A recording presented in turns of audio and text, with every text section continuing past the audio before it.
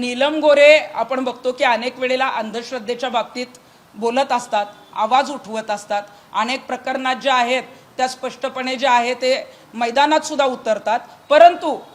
जिथं अंधश्रद्धा किंवा जिथं हा जो अशोक खरात आहे तो कशा पद्धतीने विकृत आहे हे कदाचित त्यावेळेला त्यांना माहीत होतं का नाही माहीत नाही, परंतु आत्ता जेव्हा माहीत झालं त्यावेळेला नीलम गोरेंनी आवाज का उठवला नाही? त्या विधान परिषदेत उपसभापती आहेत, मग तुम्ही तो मुद्दा मांडायला कुठल्या आमदारांना का सांगितला नाही? आज तुमचा पक्ष सत्तेत आहे, तुमच्या पक्षातल्या सत्ताधारी आमदारांना विधान परिषदेत जे आहे ते हा मुद्दा मांडणं गरजेचं होतं, किंवा नीलमताई गोरेंनी मुख्यमंत्र्यांना जी आहे ती तक्रार निवेदन देणं गरजेचं होतं। मग आता नीलमताई तिथं फक्त हात दाखवायला जात होत्या